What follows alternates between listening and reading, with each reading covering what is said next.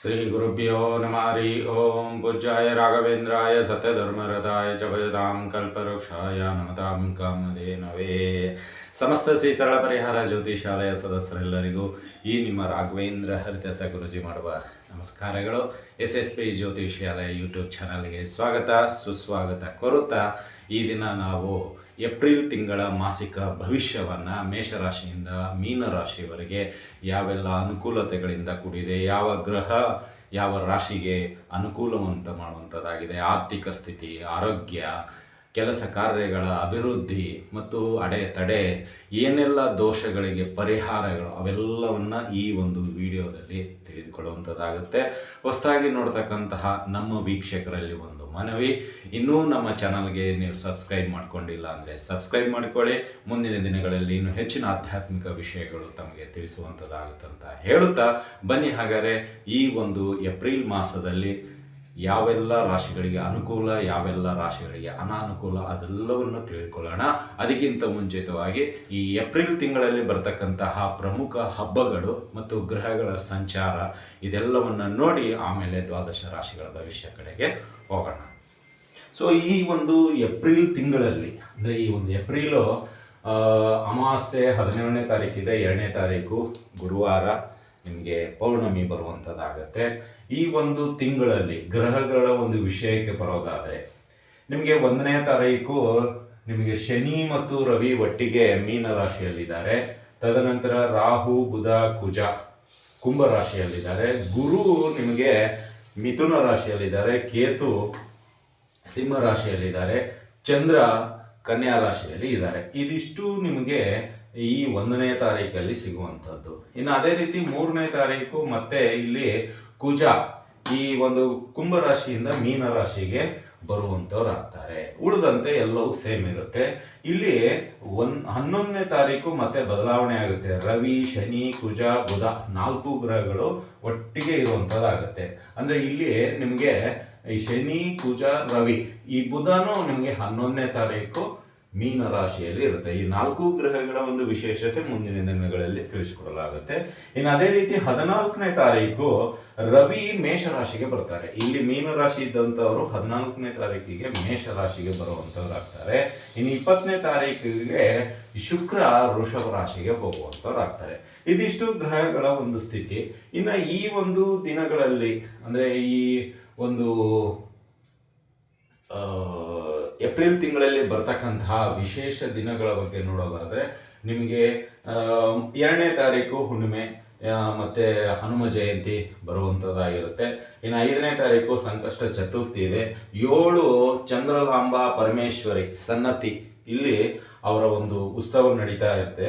ಮತ್ತು ಮಾರ್ದುನಿ ಏಕಾದಶಿ ಇದೆ 13ನೇ ತಾರೀಕು. 14ನೇ ತಾರೀಕು ಮೇಷ ಸಂಕ್ರಮಣ ಅಂದರೆ ಇಲ್ಲಿ ರವಿ ಇಲ್ಲಿಗೆ ಬರುವಂಥವ್ರು ಆಗ್ತಾರೆ ಮೇಷ ರಾಶಿಗೆ. ಸೊ ಅದಕ್ಕೆ ಮೇಷ ಸಂಕ್ರಮಣ ಅನ್ನುತ್ತೆ. 17 ಅಮಾವಾಸ್ಯೆ ಇದೆ, ಅವತ್ತು ವಿಷ್ಣು ಪಂಚಕ ಉಪವಾಸ ಪ್ರಾರಂಭ ಆಗುತ್ತೆ. ಇನ್ನು 19ನೇ ತಾರೀಕು ಶ್ರೀ ಪರಶುರಾಮ ಜಯಂತಿ ಇದೆ. 20ನೇ ತಾರೀಕು ಅಕ್ಷಯ ತೃತೀಯ ಇದೆ. ಇದು ತುಂಬ ಇಂಪಾರ್ಟೆಂಟು. ಅಕ್ಷಯ ತೃತೀಯ ಬಗ್ಗೆ ಇನ್ನೂ ಹೆಚ್ಚಿನ ಮಾಹಿತಿಯನ್ನು ಕೊಡೋರಿದ್ದೇವೆ. ಇನ್ನು ಅದೇ ರೀತಿಯಾಗಿ 27ನೇ ತಾರೀಕು ಮೋಹಿನಿ ಏಕಾದಶಿ ಇದೆ. 29 ಶ್ರೀ ವೇದವ್ಯಾಸರ ಜಯಂತಿ ಇದೆ. 30ನೇ ತಾರೀಕು ಶ್ರೀ ನರಸಿಂಹ ಜಯಂತಿ ಇದೆ. ಸೊ ಈ ವರ್ಷ ಏಪ್ರಿಲ್ ತಿಂಗಳಲ್ಲಿ ಹನುಮ ಜಯಂತಿ, ನರಸಿಂಹ ಜಯಂತಿ, ವೇದವ್ಯಾಸ ಜಯಂತಿ ಹಾಗೂ ಅಕ್ಷಯ ತೃತೀಯ ಇಷ್ಟೆಲ್ಲ ಹಬ್ಬಗಳು ನಮಗೆ ಪ್ರಮುಖವಾಗಿದೆ. ಅದರಂತೆ ಹುಣ್ಣಿಮೆ, ಅಮಾವಾಸ್ಯೆ, ಸಂತಿ ಚಂದಮ್ಮ ಮತ್ತು ಸಂಕಷ್ಟ ಚತುರ್ಥಿ ಇವೆಲ್ಲವೂ ಕೂಡ ಆಯಾ ಒಂದು ದಿನಗಳಲ್ಲಿ ವಿಶೇಷತೆ ಅಂತಲೇ ಕೂಡಿರುತ್ತೆ ಅಂತಲೂ ಹೇಳ್ಬೋದು. ಇನ್ನು ಅದೇ ರೀತಿಯಾಗಿ ನಿಮಗೆ ಈ ಒಂದು ಹುಣ್ಣಿಮೆಯಲ್ಲಿ ಸಾಮೂಹಿಕ ಸತ್ಯನಾರಾಯಣ ಪೂಜೆಯನ್ನು ಏರ್ಪಡಿಸಲಾಗಿದೆ. ಪ್ರತಿ ಹುಣ್ಣಿಮೆಯನ್ನು ಮಾಡ್ತೀವಿ. ಅದರ ಒಂದು ಸೇವಾ ಕಾಣಿಕೆ 101 ರೂಪಾಯಿ ಇದೆ. ಯಾರಿಗೆಲ್ಲ ಸೇವೆಯನ್ನು ಮಾಡಿಸ್ಬೇಕಾಗಿರುತ್ತೆ ನಮ್ಮ ವೈಯಕ್ತಿಕ ನಂಬರ್ ಆದ 9845002066 ಈ ನಂಬರಿಗೆ ಕರೆ ಮಾಡಿ ನಿಮ್ಮ ಹೆಸರು, ರಾಶಿ, ನಕ್ಷತ್ರ, ಗೋತ್ರಗಳನ್ನು ರಿಜಿಸ್ಟರ್ ಮಾಡಿಕೊಳ್ಳಿ. ಸೊ ಈ ಒಂದು ಸತ್ಯನಾರಾಯಣ ಪೂಜೆಯಲ್ಲಿ ನೀವು ಸೇವೆ ಮಾಡಿಸಿದ್ದೆ ಆದಲ್ಲಿ ನಮ್ಮ ಅನೇಕ ರೀತಿಯ ಕಷ್ಟಗಳು ಗೊತ್ತಿಲ್ಲೋದು ಅದೆಲ್ಲವೂ ಬಗೆಹರಿಯುವಂಥದ್ದಾಗತ್ತೆ ಅಂತಲೇ ಹೇಳಬಹುದು. ಇದಿಷ್ಟು ಈ ಒಂದು ಏಪ್ರಿಲ್ ತಿಂಗಳಲ್ಲಿರ್ತಕ್ಕಂತಹ ವಿಶೇಷ ದಿನಗಳು ಮತ್ತು ಗ್ರಹಗಳ ಸಂಚಾರ. ಇದಕ್ಕನುಗುಣವಾಗಿ ದ್ವಾದಶ ರಾಶಿಗಳ ಭವಿಷ್ಯ ಯಾವ ರೀತಿಯಲ್ಲಿರುತ್ತೆ ಅದನ್ನು ಈಗ ತಿಳಿದುಕೊಳ್ಳೋಣ.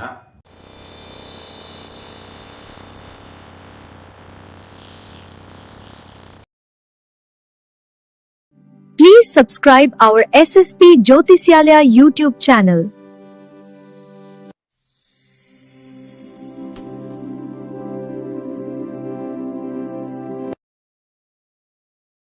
ರಾಶಿಗಳಲ್ಲಿ ಮೊದಲನೆಯ ರಾಶಿಯಾಗಿರ್ತಕ್ಕಂತಹ ಈ ಮೇಷರಾಶಿಯವರಿಗೆ ಈ ಒಂದು ಏಪ್ರಿಲ್ ತಿಂಗಳು ಅನುಕೂಲತೆ ಏನು, ಅನಾನುಕೂಲತೆ ಏನು, ಈ ಒಂದು ಮಾಸಿಕ ಭವಿಷ್ಯದಲ್ಲಿ ಪರಿಹಾರಗಳು ಯಾವ ರೀತಿಯಲ್ಲಿರುತ್ತೆ ಎಂಬುದನ್ನು ತಿಳಿದುಕೊಳ್ಳೋಣ. ಒಂದು ಇಲ್ಲಿ ನಿಮಗೆ ನಿಮ್ಮ ರಾಶಿಯಲ್ಲಿ ಇರತಕ್ಕಂತಹ ಒಂದಿಷ್ಟು ಗೃಹ ಸ್ಥಿತಿಗಳ ಅನುಗುಣವಾಗಿ ನೋಡೋದಾದರೆ ಇಲ್ಲಿ ಶುಕ್ರ ನಿಮ್ಮ ರಾಶಿಯಲ್ಲಿ ಪ್ರಥಮ ಹಂತವಾಗಿ ಇರೋದರಿಂದ ಮತ್ತು ಕೆಲವೊಂದಿಷ್ಟು ವಿಷಯಗಳ ಅನುಗುಣವಾಗಿ ಎಚ್ಚರಿಕೆಯಿಂದ ಇರಬೇಕಾಗತ್ತೆ. ಅದು ಸಂಬಂಧಗಳಲ್ಲೇ ಆಗಿರ್ಬೋದು, ಆರ್ಥಿಕವಾಗಿ ಆಗಿರ್ಬೋದು. ಅಂದರೆ ಇಲ್ಲಿ ನಿಮಗೆ ಪ್ರತಿ ಒಂದು ವಿಷಯಕ್ಕನುಗುಣವಾಗಿ ಸ್ವಲ್ಪ ಎಚ್ಚರಿಕೆಯಿಂದ ಮೂವ್ ಮಾಡೋದು ತುಂಬ ಉತ್ತಮ. ಅದರಲ್ಲಿ ಮಾತುಗಾರಿಕೆ ಅಂದರೆ ಮಾತಿನಲ್ಲಿ ಸಿಕ್ಕಾಕಿಕೊಳ್ಳೋದಾಗ್ಬೋದು, ರಭಸವಾಗಿ, ವ್ಯಂಗ್ಯವಾಗಿ ಮತ್ತು ಕ್ರೂರಿಯಾಗಿ ಅಂದರೆ ತುಂಬ ಕೆಟ್ಟ ಪದಗಳನ್ನು ಉಪಯೋಗ ಮಾಡುವಂಥದ್ದು, ಇಂಥವುಗಳಿಗೆ ಕಡಿವಾಣ ಹಾಕಿದರೆ ಈ ತಿಂಗಳು ನಿಮಗೆ ತುಂಬ ಉತ್ತಮ. ಏಕೆಂದರೆ 7.5 ಶನಿ ನಿಮಗೆ ನಡೀತಾ ಇರೋದರಿಂದ, ಅದು ಪ್ರಥಮ ಚರಣದಲ್ಲಿ ನಡೀತಾ ಇರೋದರಿಂದ ಕೆಲವು ಪ್ರಮುಖ ವಿಷಯಗಳಲ್ಲಿ ತುಂಬ ಎಚ್ಚರಿಕೆಯಿಂದ ಈ ಒಂದು ಏಪ್ರಿಲ್ ತಿಂಗಳಲ್ಲಿ ಮೇಷರಾಶಿಯವರು ಇರುವಂಥದ್ದಾಗಿದೆ ಅಂತಲೇ ಹೇಳ್ಬೋದು. ಇನ್ನು ಅದೇ ರೀತಿಯಾಗಿ ಈ ತಿಂಗಳಲ್ಲಿ ಅಂದರೆ ನಿಮಗೆ 10ನೇ ತಾರೀಕು 2ರಿಂದ 10 ಒಂದಿಷ್ಟು ನಿಮಗೆ ಶುಭ ವಾರ್ತೆಗಳು ಸಿಗುವಂಥದ್ದಾಗತ್ತೆ. ನೀವು ಏನಾದರೂ ಕೆಲಸಕ್ಕಾಗಿ ಅಪ್ಲಿಕೇಶನ್ ಏನಾದರೂ ಹಾಕಿದ್ದೆ ಅದರಲ್ಲಿ ಅದ ಒಂದು ಒಳ್ಳೆಯ ವಿಷಯವನ್ನು ನಿಮಗೆ ತಲುಪಿಸುವಂಥದ್ದಾಗುತ್ತೆ. ಅಥವಾ ವಿದೇಶದಿಂದ ನಿಮಗೆ ಒಂದಿಷ್ಟು ಶುಭ ವಾರ್ತೆಗಳು ಈ ಒಂದು ಹುಣ್ಣಿಮೆಯ ನಂತರ ಸಿಗುವಂಥದ್ದಾಗುತ್ತೆ ಅಂತಲೇ ಹೇಳ್ಬೋದು. ಅಂದರೆ ಇಲ್ಲಿ ಹುಣ್ಣಿಮೆಯ ನಂತರ ಕೆಲವು ಬದಲಾವಣೆಗಳು ನಿಮ್ಮ ಕೆಲಸ ಕಾರ್ಯಗಳಲ್ಲಿ, ನಿಮ್ಮ ಮಾತುಗಾರಿಕೆಯಲ್ಲಿ, ತಂತ್ರಗಾರಿಕೆಯಲ್ಲಿ ಬದಲಾವಣೆ ಆಗುತ್ತೆ. ಎಚ್ಚರಿಕೆಯಿಂದ ಇರುವಂತ ಹೇಳೋದಕ್ಕಿಂತ ಇಲ್ಲಿ ನೀವೇ ಸ್ವತಃ ಒಂದಿಷ್ಟು ರಿಸ್ಟ್ರಿಕ್ಷನ್ನು ನಿಮ್ಮ ಸೆಲ್ಫ್ ಪ್ರೊಟೆಕ್ಷನ್ಗೋಸ್ಕರ ಹಾಕಿಕೊಳ್ಳುವಂಥದ್ದಾಗುತ್ತೆ. ಏಕೆಂದರೆ ಕಟ್ಟು ಬಾಧ್ಯತೆ ಅಡ್ವಾನ್ಸ್ ಆಗಿ ಗೊತ್ತಾಗ್ತಾ ಇರುತ್ತೆ. ಸೊ ಹಾಗಾಗಿ ಈ ಒಂದು ದಿನಗಳಲ್ಲಿ ನೀವು ನಿಮ್ಮದೇ ಆದಂಥ ಸ್ಪೀಡ್ ಏನಿದೆಯೋ ಅದು ಸ್ವಲ್ಪ ಸ್ಲೋ ಆಗ್ತಾ ಬರುತ್ತೆ. ಆ ಸ್ಲೋಗೆ ತಕ್ಕಂಗೆ ನೀವು ಪ್ಲ್ಯಾನನ್ನು ಮಾಡಿಕೊಳ್ಳುವಂತಹ ಮಾರ್ಪಾಡು ಮಾಡಿಕೊಳ್ಳುವಂಥ ಅವಕಾಶಗಳು 2ರಿಂದ 10ನೇ ತಾರೀಕು ಇದೆ. ಇನ್ನು 10ರಿಂದ ನಿಮಗೆ 20ನೇ ತಾರೀಕುವರೆಗೂ ಸ್ವಲ್ಪ ಸಂಚಾರ ಇದೆ. ದೂರದ ಸಂಚಾರ, ಹತ್ತಿರದ ಸಂಚಾರ, ಅಧಿಕವಾದ ಖರ್ಚುಗಳು, ಅನಾರೋಗ್ಯದ ಸಮಸ್ಯೆಗಳು, ಕೌಟುಂಬಿಕವಾಗಿ ಅನಾರೋಗ್ಯದ ಸಮಸ್ಯೆಗಳು, ಒಬ್ಬರಲ್ಲ ಒಬ್ಬರು ಏನೋ ಒಂದು ತೊಂದರೆಯಲ್ಲಿ ಸಿಕ್ಕಾಕೊಳ್ಳುವಂಥದ್ದು ಅನಾರೋಗ್ಯತೆ, ಇದಕ್ಕೆ ಒಂದಿಷ್ಟು ಖರ್ಚುಗಳು ಬರುವಂಥದ್ದಾಗುತ್ತೆ. ಅಂದರೆ ಇಲ್ಲಿ ಈ ಒಂದು ಏಪ್ರಿಲ್ ತಿಂಗಳಲ್ಲಿ 10ರಿಂದ 20ನೇ ತಾರೀಕು ಸ್ವಲ್ಪ ಈ ವೈದ್ಯಕೀಯ ಅನುಗುಣವಾಗಿ ಖರ್ಚುಗಳು ಅಧಿಕವಾಗಿ ನಿಮಗೆ ಬಂದು ತಟ್ಟುವಂಥದ್ದಾಗತ್ತೆ ಅಂತಲೇ ಹೇಳ್ಬೋದು. ಇನ್ನು 20ರಿಂದ 30ನೇ ತಾರೀಕು ಸ್ವಲ್ಪ ನಿಮಗೆ ಮಿಶ್ರ ಫಲ ಸಿಗುವಂಥದ್ದಾಗುತ್ತೆ. ಅಂದರೆ ಅಧಿಕವಾದ ಜವಾಬ್ದಾರಿಗಳು ಬರುತ್ತೆ, ಅಧಿಕವಾದ ಕೆಲಸದ ಒತ್ತಡಗಳು, ಸಮಯ ಸಾಲದು, ಸರಿಯಾದ ಸಮಯಕ್ಕೆ ಊಟ, ನಿದ್ದೆ ಮತ್ತು ವಿಶ್ರಾಮ ಸಿಗದೇ ಇರುವಂಥದ್ದು, ಓವರ್ ನೈಟ್ ಕೆಲಸ ಮಾಡುವಂಥದ್ದು, ದೇಹ ದಣಿವಾದಂತೆ, ಈ ರೀತಿಯೆಲ್ಲ ಒಂದಿಷ್ಟು ವಿಷಯಗಳು ನಿಮಗೆ ಮುಂದಿನ 20ರಿಂದ 30ನೇ ತಾರೀಕುವರೆಗೂ ಕೂಡುವಂಥದ್ದಾಗತ್ತೆ ಅಂತಲೇ ಹೇಳ್ಬೋದು. ಇಷ್ಟೆಲ್ಲ ನಿಮಗೆ ಹೇಳೋ ಒಂದು ಪೀಠಿಕೆ ಇಷ್ಟೇ. 7.5 ಶನಿ ನಡೀತಾ ಇರೋದರಿಂದ ಖರ್ಚುಗಳು ಕಡಿಮೆ ಆಗೋದಿಲ್ಲ, ಟೆನ್ಷನ್ ಕಡಿಮೆ ಆಗೋದಿಲ್ಲ ಮತ್ತು ನಿಮಗೆ ಕೆಲವೊಂದಿಷ್ಟು ವಿಚಾರಗಳಿಗೆ ತಪ್ಪಿನಲ್ಲಿ ಸಿಕ್ಕಾಕಿಕೊಳ್ಳುವಂಥದ್ದಾಗುತ್ತೆ ಮೇಷರಾಶಿಯವರು. ಹಾಗಾಗಿ ಸ್ವಲ್ಪ ಮಾತನ್ನು ಕಡಿಮೆ ಮಾಡಿ ಕೆಲಸಕ್ಕೆ ಪ್ರಾಶಸ್ತ್ಯ ಕೊಡಿ ಮತ್ತು ನೀವು ಹಿಡಿದಿರ್ತಕ್ಕಂಥ ಕೆಲಸ ಅರ್ಧಕ್ಕೆ ಬಿಡಬೇಡಿ, ಯಾವುದೇ ಕಾರಣಕ್ಕೂ ಬಿಡಬೇಡಿ. ಸೊ ಅದನ್ನು ಮುಂದುವರಿಸ್ಕೊಂಡು ಹೋದದ್ದೇ ಆದಲ್ಲಿ ನಿಮ್ಮ ವ್ಯಕ್ತಿತ್ವ ಗಟ್ಟಿತನ ಆಗುತ್ತೆ ಮತ್ತು ನಿಮಗೆ ಆ ಕೆಲಸದಿಂದ ಒಳ್ಳೆಯ ಅನುಕೂಲತೆಯನ್ನು ಪಡೆಯುವಂಥವ್ರಾಗ್ತೀರಾ ಅಂತಲೇ ಹೇಳ್ಬೋದು.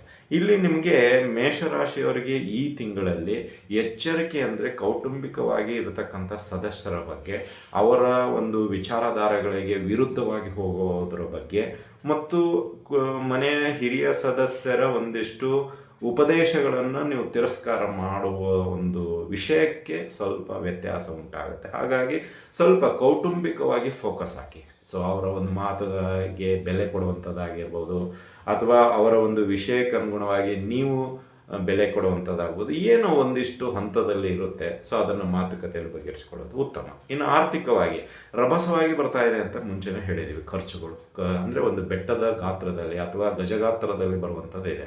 ಇದಕ್ಕೆ ಪ್ರಿಯಾರಿಟಿ ಕೊಡ್ಲಿಕ್ಕೆ ಹೋದರೆ ಯಾವುದು ಏನು ಅಂತ ಗೊತ್ತಾಗೋದಿಲ್ಲ. ಅಂದರೆ ಎಲ್ಲವೂ ನೀವು ಖರ್ಚು ಮಾಡಲೇಬೇಕು. ಸೊ ಹೀಗಾಗಿ ಈ ತಿಂಗಳಲ್ಲಿ ಖರ್ಚುಗಳು ಅಧಿಕವಾಗಿ ಬರ್ತಾ ಇರೋದ್ರಿಂದ ಸಾಲ ಮಾಡುವಂತಹ ಸಮಯ ಬರುವಂಥದ್ದಿದೆ. ಹಾಗಾಗಿ ನೋಡಿ, ಅವಶ್ಯಕತೆ ಇದ್ದರೆ ಮಾತ್ರ ಮಾಡಿ, ಇಲ್ಲದೇ ಇದ್ದರೆ ಸುಮ್ಮನೆ ಇರೋದು ಬೆಸ್ಟು, ಅಥವಾ ಪೋಸ್ಟ್ಪೋನ್ ಮಾಡೋದು ಬೆಸ್ಟು ಅಂತಲೇ ಹೇಳ್ಬೋದು. ಇನ್ನು ಕೋರ್ಟು ಕಚೇರಿಗಳಲ್ಲಿ ಸ್ವಲ್ಪ ಈ ಸಾಕ್ಷಿಗಳ ಕೊರತೆಯಿಂದ ಸ್ವಲ್ಪ ಪೋಸ್ಟ್ಪೋನ್ ಆಗುವಂಥದ್ದು ಇದೆ, ಕೇಸುಗಳು ಏನಾದರೂ ಇದ್ದರೆ. ಇನ್ನು ನಿಮ್ಮ ಉದ್ಯೋಗ ಮತ್ತು ವ್ಯಾಪಾರದಲ್ಲಿ ಸಮ ಪ್ರಮಾಣದಲ್ಲಿ ಇದೆ. ಈ ಕಡೆ ಲಾಭನೂ ಇಲ್ಲ, ಈ ಕಡೆ ನಷ್ಟನೂ ಇಲ್ಲ ಅನ್ನೋ ರೀತಿಯಲ್ಲಿ ಇರುತ್ತೆ. ಬಟ್ ಜವಾಬ್ದಾರಿಗಳು ಮಾತ್ರ ಎರಡೂ ಕ್ಷೇತ್ರದಲ್ಲಿ ಜಾಸ್ತಿ ಇರುತ್ತೆ. ಇಲ್ಲಿ ವೃತ್ತಿ ಬದುಕಿನಲ್ಲಾದರೂ ತಗೊಳ್ಳಿ, ವ್ಯಾಪಾರ ಬದುಕಿನಲ್ಲಾದರೂ ತಗೊಳ್ಳಿ, ಇಲ್ಲೂ ಅದೇ ಇಲ್ಲೂ ಅದೇ ರಾಗ, ಇಲ್ಲೂ ಅದೇ ರಾಗ, ಅಲ್ಲಿಯೂ ಅದೇ ರಾಗ, ಈ ರೀತಿಯಲ್ಲಿ ಇರುತ್ತೆ ಮೇಷರಾಶಿಯವರಿಗೆ. ಒಟ್ಟಿನಲ್ಲಿ ವಿಶ್ರಮ ಇಲ್ಲದ ತಿಂಗಳು ಅಂತಲೂ ಕರಿಬೋದು. ಅಂದರೆ ನಿಮಗೆ ಸ್ವಲ್ಪ ಕೂತ್ಕೊಳ್ಳೋಕ್ಕೆ ಸಮಯ ಅವಕಾಶ ಸಾಲದು. ಈ ಕಡೆ ಜವಾಬ್ದಾರಿ, ಒತ್ತಡ ಮತ್ತು ಏನಂತೀರ ಅನಿವಾರ್ಯತೆ, ಸೊ ಈ ಮೂರು ನಿಮಗೆ ಈ ಬಲವಾಗಿ ಕಾಡುವಂಥದ್ದಾಗುತ್ತೆ ಈ ತಿಂಗಳು ಅಂತಲೇ ಹೇಳ್ಬೋದು. ಸ್ವಲ್ಪ ಹುಷಾರಾಗಿರಿ. ಇನ್ನು ಮಕ್ಕಳ ವಿದ್ಯಾಭ್ಯಾಸದ ಬಗ್ಗೆ ಬರೋದಾದರೆ ಆಸಕ್ತಿ ಕಡಿಮೆ ಆಗುತ್ತೆ. ಸೊ ಯಾವುದೋ ಒಂದು ಚಿಂತನೆಗೆ ಒಳಗಾಗುವಂಥವ್ರಾಗ್ತಾರೆ. ಚಿಕ್ಕ ಮಕ್ಕಳಾಗಿರ್ಬೋದು, ದೊಡ್ಡ ಮಕ್ಕಳಾಗಿರ್ಬೋದು, ಅಥವಾ ವಿದ್ಯಾಭ್ಯಾಸಕ್ಕೆ ಹೋಗುವಂಥ ಮಕ್ಕಳಾಗಿರ್ಬೋದು. ಏನೋ ಬೇಡದೇ ಇರೋ ಹಠಕ್ಕೆ ಬೀಳ್ಬೋದು. ದೊಡ್ಡವರಾದರೆ ಯಾವುದೋ ಒಂದು ಡಿಮಾಂಡ್ ಮಾಡ್ಬೋದು. ಈ ರೀತಿ ಎಲ್ಲ ಇರುತ್ತೆ. ಚಿಕ್ಕ ಮಕ್ಕಳು ನನಗೆ ಸೈಕಲ್ ಬೇಕು ಅನ್ಬೋದು. ಈ ಒಂದು ಹಂತದಲ್ಲಿ ವಿದ್ಯೆ ಸ್ವಲ್ಪ ಕಡಿಮೆ ಆಗುವಂಥದ್ದಾಗುತ್ತೆ. ಆಸಕ್ತಿ ಆ ಕಡೆ ಬೆಳೆದುಕೊಂಡು ಸ್ವಲ್ಪ ಎಕ್ಸಾಮು ಮುಗಿದೇ ಅಂತ ಒಂದು ಕಾನ್ಫಿಡೆನ್ಸಲ್ಲಿ ಚಿಕ್ಕ ಮಕ್ಕಳು ಇರ್ತಾರೆ. ದೊಡ್ಡವರಿಗೆ ಮುಂದಿನ ಎಕ್ಸಾಮಿಗೆ ಪ್ರಿಪೇರ್ ಆಗೋದು ಬಿಟ್ಟು ಯಾವುದೋ ಬೇಡದೇ ಇರೋ ವಿಷಯಕ್ಕೆ ಚರ್ಚೆ ಮಾಡುವಂಥದ್ದಾಗುತ್ತೆ, ಅಥವಾ ಬೇಡದೇ ಇರೋ ಕ್ರೀಡೆಗಳನ್ನು ನೋಡುವಂಥದ್ದಾಗುತ್ತೆ ಅಂತಲೇ ಹೇಳ್ಬೋದು. ಇನ್ನು ಉಳಿದಂತೆ ಎಲ್ಲ ಕ್ಷೇತ್ರದಲ್ಲಿ ಇದೇ ರೀತಿಯ ಸಮ ಪ್ರಮಾಣದಲ್ಲಿ ಈ ಸುಖ ದುಃಖ ಎರಡೂ ಇರುತ್ತೆ. ಹಾಗಾಗಿ ನಿಭಾಯಿಸುವಂಥ ಶಕ್ತಿ ಆ ಗುರುರಾಯರು ನಿಮಗೆ ಕರುಣಿಸಲಿ ಅಂತ ಪ್ರಾರ್ಥಿಸುತ್ತೇವೆ.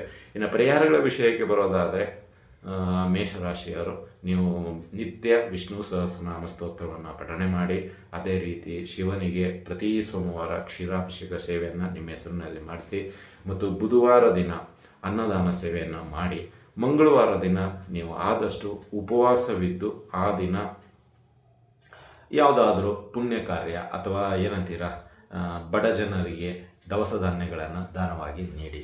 ಸೊ ಇದರಿಂದ ನೀವು ಮಂಗಳವಾರ ಉಪವಾಸ ಇದ್ದು ಬುಧವಾರ ನೀವು ಅನ್ನದಾನ ಮಾಡಿದರೆ ಅದಕ್ಕೆ ಫಲ ಸಿಗುವಂಥದ್ದಾಗುತ್ತೆ. ಅಂದರೆ ನೀವು ಮಾಡಿರ್ತಕ್ಕಂತಹ ಒಂದು ಸಂಕಲ್ಪ ಬುಧವಾರ ದಿನ ಮಾಡಿದರೆ ತುಂಬ ಶ್ರೇಷ್ಠ. ಬುಧವಾರ ಮಾಡುವಂಥದ್ದು ಇಷ್ಟೇ. ಸೊ ಬುಧನ ನಾವು ಜ್ಞಾನಗಾರಕ, ನಾಲೆಜ್ ಅಂತ ಕರಿತೀವಿ.